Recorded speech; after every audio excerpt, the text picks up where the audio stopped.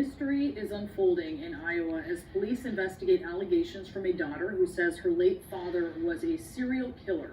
Lucy Studi claims her father forced her and her siblings to help him dump the bodies of women that he killed into a well. And she says that she could still point to where this well was and that police took it from there.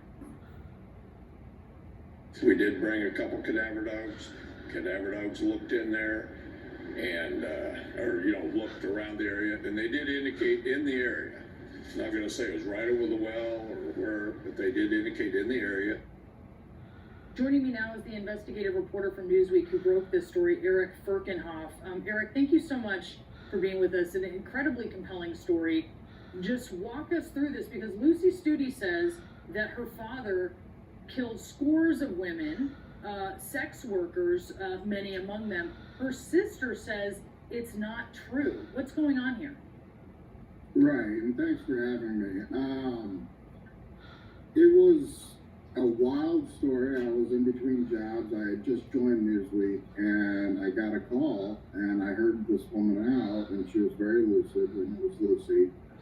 And I started confirming it through other sources, investigative sources, whether it was possible that what she was saying, which sounded outlandish, of course, in the beginning, could be true. So we went out, Naveed Jamali and I at Newsweek went out to the scene and started investigating, doing background checks, etc. And Lucy's story, is wild as it may seem to readers and audiences, checked out every word, from her childhood on to her preteen years. And the dogs, I know the sheriff told you that they didn't hit exactly on the well, but we were present and they were right at the well when they signaled. And what was interesting about the dogs is they sent them out one by one. And the dogs, this is a massive land, and the dogs went precisely to the location, which had changed dramatically landscape-wise over the years, to the locations that Lucy suspected the bodies may be. And it's not just women, it's men as well. Mm-hmm. All men, yeah. Yeah, so, and one by one, they went to the exact same spots, and they signal in different ways. And from there, DCI, the Iowa Division of Criminal Investigation, has been involved, and now they're going to meet with the sheriff in the upcoming weeks. The FBI, which has been pushing, from our understanding, at least an agent has been pushing for funding to get this done. And that's really the point, Eric, because like you said, it's a massive land, right? So her story will check out if there are bodies that are found, right? Yeah. So where that's really the issue to confirm. I guess where does that stand? But also in the absence of that, it is interesting. One deputy said that they believe her.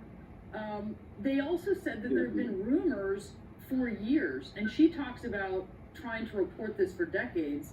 A deputy from the area said, coming up, we just always kind of heard that. Well, then when Lucy Studi called me, I just went out there and looked. She kind of told me where she thought the well was. Well, there was a well right there. It was just right where she said it was, no kidding, and her story never ever changes. What's it going to take to, one, see if there are bodies there, two, see if there are missing persons from that time to corroborate what she's saying? Well, following the initial report, the FBI has joined the effort.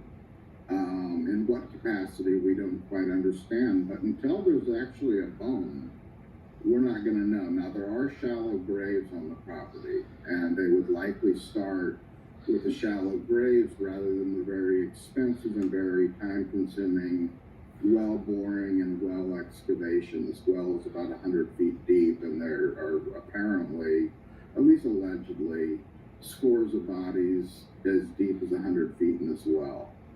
There are shallow graves where men or women are dumped, supposedly, and they would likely start there and see if the dogs consent on these properties.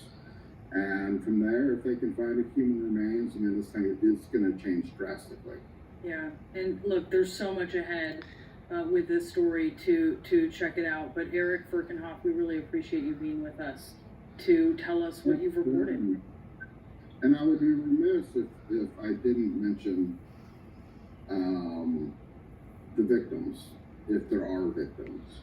And that is what other agencies are now searching. Yeah, and that's obviously such a missing part of this, and trying to cross-reference some of that from the time period that we're talking about, which obviously is part of the work that is, I'm sure, happening right now. Eric, thank you so much for your time. Thank you. And New Day continues, right?